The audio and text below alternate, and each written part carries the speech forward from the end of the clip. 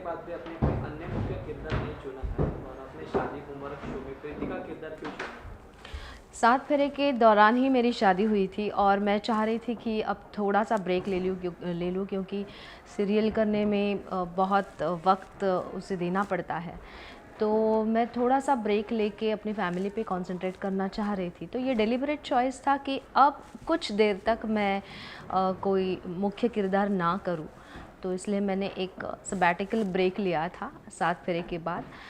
लेकिन उसके बाद मुझे एक हिस्टोरिकल सीरियल का ऑफ़र आया, महाराणा प्रताप।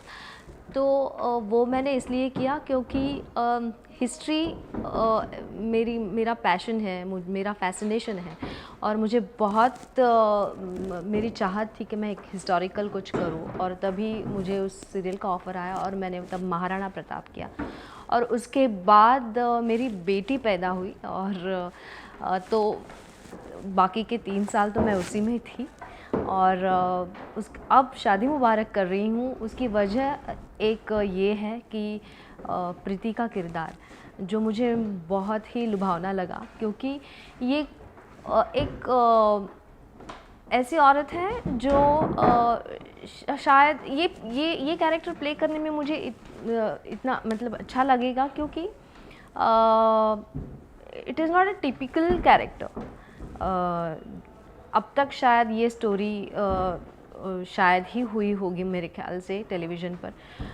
ये इसलिए अलग है क्योंकि टिपिकल वे से नहीं जा रही है स्टोरी। ये टिपिकल कैरेक्टर है नहीं, ये बहुत ही ख़ास कैरेक्टर मुझे लगा। सीधी सादी होते हुए भी या थोड़ी सी सहमी रहते हुए भी वो स्ट्रॉन्ग है और वो जवाब देना जानती है। तो मुझे ये उसकी ख़ासियत बहुत अच्छी लगी। ज़्यादातर कई सारे कैरेक्टर्स ऐसे होते हैं कि बस अन्याय सह रहे हैं, पर प्रीति ऐसे नहीं है, वो काफ़ी बैलेंस्ड है।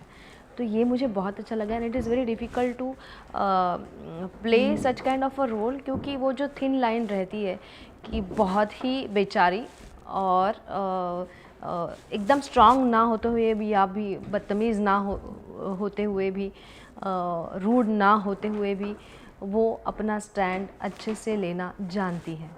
तो ये मुझे प्ले करना बहुत दिलचस्प लगा और यही एक वजह थी कि मैं शादी मुबारक कर रही हूँ और प्रीति का कैरेक्टर कर रही हूँ। आपने इस शो के लिए क्या क्या तैयारी की है?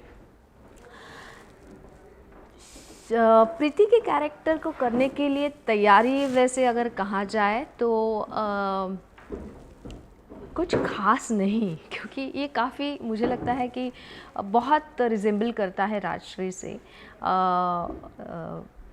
क्योंकि जैसे प्रीति बहुत शी इज़ वेरी फर्म, मुझे लगता है कि मैं भी वही उसी कैरेक्टर से बहुत रिजेंबल करती हूँ। मैं भी बहुत फर्म हूँ। तो प्रीति में बहुत सारी ऐसी चीज़ें हैं जो मुझे लगता है कि मुझे राजश्री दिखती है कभी-कभी उसमें।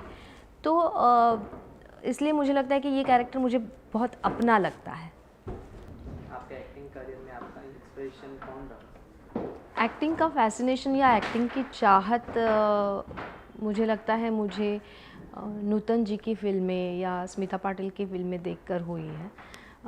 जिस तरीके के फ़िल्में इन्होंने की है, वो फ़िल्में मुझे बहुत भाती है या मुझे बहुत अच्छी लगी और मुझे ऐसा लगा कि कितना अच्छा काम कर रही है। और मुझे भी ऐसी चाहत हुई कि एक स्क्रीन का फैसिनेशन आने लगा। और मैं कहूँगी मेरी रोल मॉडल यही इंडियन टेलीविज़न की यही खूबसूरत एक्ट्रेसेस रही हैं, यही खूबसूरत अदाकारा रही हैं, जिसकी वजह से मुझे भी ऐसा लगा कि एक्टिंग में जाना चाहिए। आप इस कमबैक रोल में क्या अचीव प्राप्त करना चाहती हैं? बहुत सालों के बाद मैं कमबैक कर रही हूँ, तो एक तो खुशी हो रही है बहुत सारी, क्योंकि इस दौरान जब मैंने ब्रेक लिया था उस दौरान इतने सारे मुझे फीडबैक्स आते थे, इतने सारे मैसेजेस आते थे कि लोग बहुत उत्सुक हैं मुझे देखने के लिए या मेरा काम देखने के लिए। तो वो एक खुशी है कि मैं लोगों के सामने फिर से एक बार आ गई हूँ और यही चाहती हूँ कि इस कैरेक्टर के ज़रिए या शादी मुबारक के ज़रिए लोगों को मैं उतना ही एंटरटेनमेंट दूँ और लोग मेरा उसी तरह से स्वागत करें जो सात फेरे में किया था या महाराणा प्रताप में किया था, उसी तरह से पसंद करें मेरा काम। बस यही अचीव करना चाहती हूँ मैं। क्या आपके परिवार ने आपको एक एक्टर के तौर पर सपोर्ट किया था? शुरुआत के दौर में जब मैंने डिसीजन लिया था कि मुझे एक्टिंग करनी है या मैं पहले तो एडवर्टाइजिंग कर रही थी, तभी भी थोड़ी सी कंजर्वेटिव फैमिली रही है मेरी, तो उन्हें ये पसंद नहीं था, पर पसंद नहीं था ऐसे नहीं है, अच्छा लगता था पर बहुत ही डर लगता था इस क्षेत्र के बारे में, एक्टिंग फील्ड के बारे में बहुत एक तरह का डर था मेरी फैमिली में। और जब उन्होंने मेरा काम देखा, हालांकि मतलब एक्चुअल मेरे सात फेरे का एपिसोड देखा, तब उन्हें पता चला कि नहीं बेटी अच्छा काम कर रही है। तो शुरुआत के दौर में थोड़ा सा हेजिटेशन था उनके मन में, तो उतना सपोर्ट नहीं कर रहे थे, दे वर स्लाइटली अगेंस्ट इट। इतना हार्डकोर मुझे अपोज भी नहीं किया खैर उन्होंने, पर उतना सपोर्ट भी नहीं किया कि तुम कूदो इसमें। थोड़ा सा वो कंजर्वेटिव थे शुरुआत के दौर में, पर जब उन्होंने मेरा काम देखा और जब प्रियता देखी, लोगों का प्यार देखा कि कितना चाहते हैं वो मुझे और मेरे काम को, तो उन्हें भी ये महसूस हुआ कि नहीं, राजश्री जो कर रही है वो अच्छा कर रही है। तो ये विश्वास दिलाना मेरे लिए बहुत ज़रूरी था, जो भगवान की दया से हो पाया। अब अन्य महिलाओं को क्या सीख देना चाहिए जो 45 की उम्र में कुछ नया सीख कोशिश कर रही है? मुझे लगता है कि उम्र का कोई रेस्ट्रिक्शन नहीं होना चाहिए औरतों के लिए, इसलिए क्योंकि ये दिमाग की बात होती है। अगर आप सोचो, क्यों आप सोचना चाहते हो कि आप कुछ नहीं कर सकते? और मुझे लगता है कि जब आपकी सारी घर की जिम्मेदारियां पूरी हो तो एक नई शुरुआत करने का इससे अच्छा मौका नहीं है। तो मुझे लगता है कि ऐसा नहीं सोचना चाहिए कि 40 साल के हो गए या 45 साल के हो गए सब कुछ ख़त्म हो गया, ऐसा नहीं होता। ये ज़िंदगी की शुरुआत होती है नई, और अभी बहुत कुछ करना बाकी है जो आप कर सकते हो। और मुझे लगता है कि महिलाएं बहुत सक्षम होती है, दिमागी और फिज़िकल तौर में भी मैं कहूँगी, क्योंकि वो एक साथ इतनी सारी चीज़ें करती है कि मतलब कभी कभी ये सोचना भी बहुत मुश्किल हो जाता है, वो खुद भी नहीं समझती वो कितना कर रही हैं। तो मुझे लगता है कि खुद की वैल्यू करना सीखिए, और उम्र तो बस बोलने की बात है। आपका सबसे बड़ा प्रोफेशनल सेटबैक क्या था और आपने उसे साथ कैसे डील किया?